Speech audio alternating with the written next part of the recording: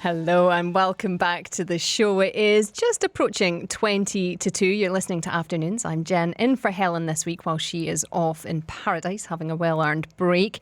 And just before we get to our next conversation, I have to give you a reminder that every Friday after the business breakfast, Tom Urquhart and the Virtue Zone team sit down with Dubai's business owners to learn, to debate, to celebrate their wins. It's called Starting Up with Virtue Zone. It is every Friday from 10 a.m. and you can get it here on Dubai Eye 103.8.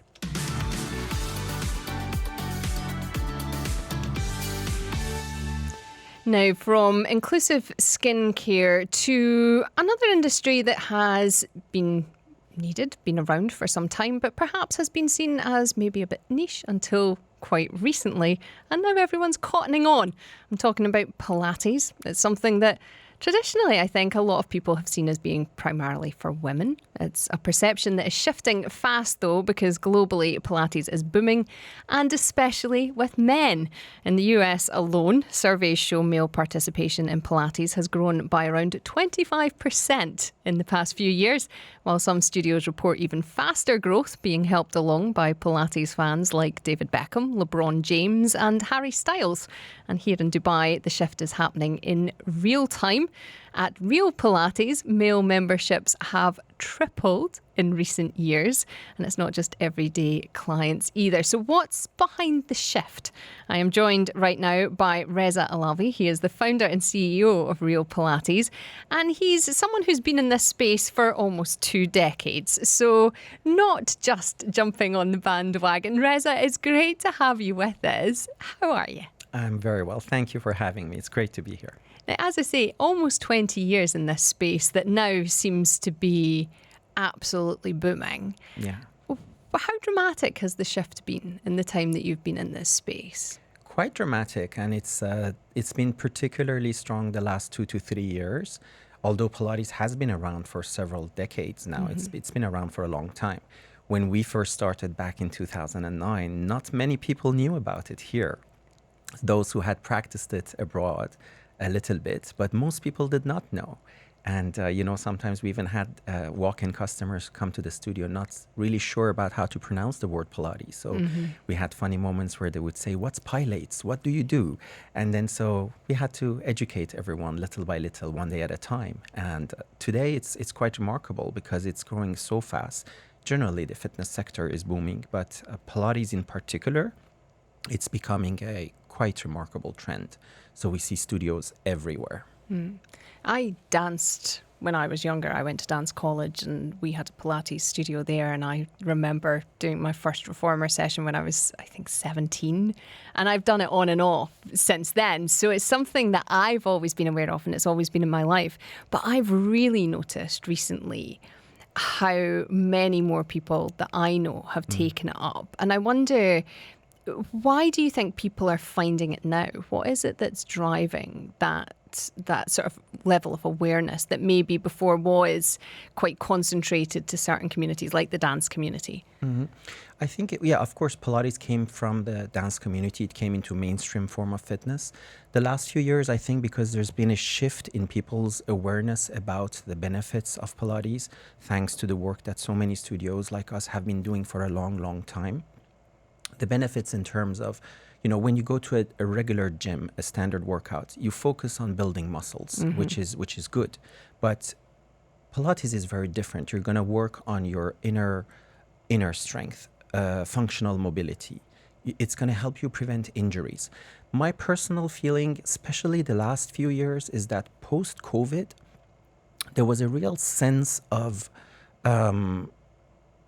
people understanding that they need to look for longevity, resilience, and real strength, not just surface muscles or a quick workout or just a quick sweat. That's why this kind of intelligent form of exercise, which gives you real long-term results, in addition to the fact that we live in a society and in a time where, it's particularly in this city, super dynamic, fast-paced. There's a lot of stress related to either personal life or work life. Pilates has that mind side as well. It has that mind side, mental benefit is significant. So the combination of this has made it something that people are really, really seeking now, and they understand. And this is something they can do not just for a few weeks or months, they can do for years and years. I mean, you mentioned earlier that you had done Pilates because you were dancing, and for the dancing community, it's a very common thing.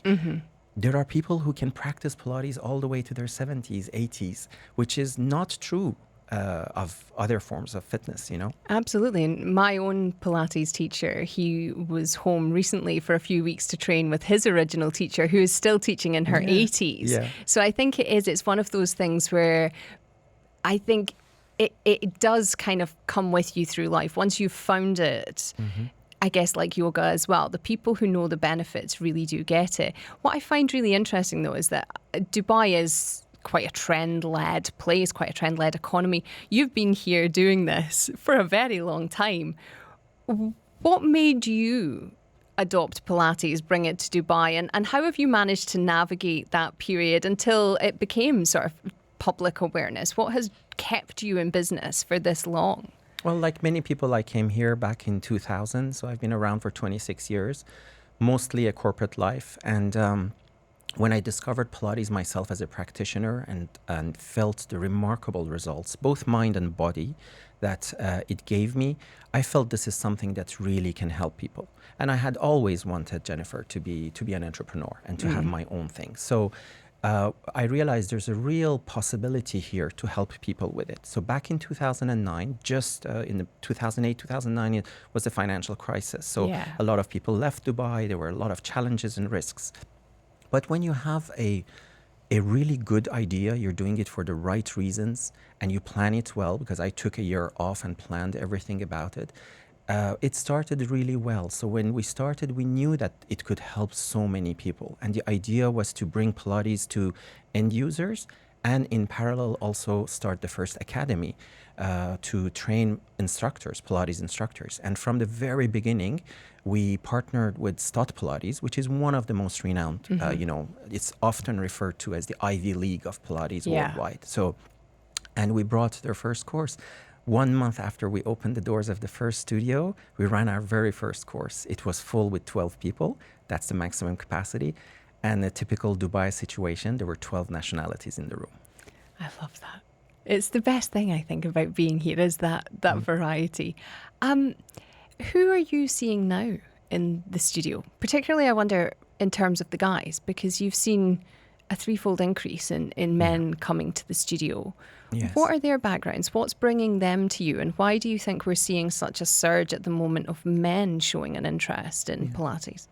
At the beginning, when we started 17 years ago almost, we had less than 5% of our clients were male, 95% female. Today, we're probably closer to 30 to 40%, depending on the location, of course, the district, because we have 3 studios across town.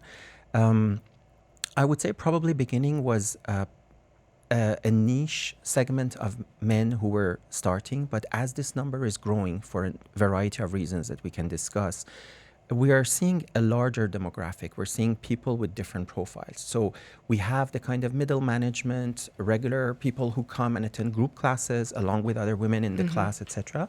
And then we have increasingly executives, CEOs, senior management members who choose this as a form of fitness because precisely it helps them also in their professional work. Yeah. So this is quite vivid, quite obvious, and most of them do private sessions, one-on-one, to focus on their bespoke programs and custom-made goals. But we've seen this over recent years. A lot of them want to build functional mobility. They want to be strong. For people in that segment, posture and how they carry themselves in a room, in a boardroom, in a meeting, or as they walk down the hall in their companies matters a lot. It says a lot. It's part of the communication. So that's one other thing. And then many of them practice other forms of fitness through which, unfortunately, sometimes we can get injured, whether they cycle, whether they do any other forms of fitness like CrossFit or anything else. So Pilates for them is their insurance, is their injury prevention method. But lately, the one thing they mostly mention to me when we chat kind of in the corridors as they come or go is this reset aspect of it. They feel that at the end of a long day, when you have all the stress related to work, your responsibilities, everything you do, it allows them to get a real workout, a hard workout. When it's well done, Pilates is very difficult. And then at the same time, decompress completely, like really reset. So for them, their Pilates hour is almost like a reset button. And this, I've heard it from multiple people, all within that segment, but different nationalities, different cultures. So clearly there's something there that's real. And it is, as you say, it's, you know, there is a mental aspect to it. But when you do Pilates properly, it is very difficult. And, you know, I have ADHD, I have a very busy brain. Doing an hour of Pilates every morning as I do, that's my hour where my brain is at its quietest, because you have to really concentrate on what you're doing. It's not an easy thing to do, and it's not something that you can do kind of absent-mindedly with your head in the clouds. I think what I've found really funny about the kind of trend at the moment that we're seeing for these really big, muscly, athletic men sort of going on TikTok to say, oh, I'm doing my first Pilates class, is the moment of realization when they get their head around how difficult it is. You know, they get handed a tiny dumbbell and look at it like, what are you talking about? And then within 5 minutes, they're shaking and looking like they want to cry. Absolutely. How often does it take people by surprise? It does. They realize it only after a few sessions. But, you know, Pilates is also requires patience. You need to understand that, okay, this is going to take some time, but you're building something real, something deep. So yes, they are very shocked at the beginning because they do not suspect to have these physical reactions to it. Often they discover muscles that they didn't know they have. And that's an interesting part. And you said something very important, because Pilates is not a form of exercise that you can do on autopilot without thinking about it. You have to be really focused. You know, there's so many things that you need focused. You need to isolate certain muscle groups. You need to focus on a particular movement and listen very carefully to the corrections given by these super skilled, super well-trained instructors. And the cues are multiple. So you are right. During those 50 minutes to 60 minutes, you are absolutely focused. And the more you do it, the more you develop an ability to concentrate. And if you then transpose this ability to concentrate into the other layers of your life, whether it's with family, at work, anywhere else, it just makes you stronger and better. We have tons of pilots, crew members, doctors, nurses, dentists, etc., who come with all kinds of, you know, ailments or difficulties or challenges. And this is the time where not only they fix those problems and injuries and strengthen, but they center, they get grounded, they get stronger inside. And that's why they love it. They often leave the studio stronger and more energized than how they entered. I want to come back to that idea of the sort of the health and the injury prevention side of Pilates. And if you're listening to this and you've recently been to your first class, or you've been doing Pilates for years, gentlemen, I'm talking particularly to you. I'd love to hear your thoughts on this. 4001 on the text, 04871 5500 on WhatsApp. Reza's staying with me. Dubai Eye 103.8's weather check. Winds this afternoon are coming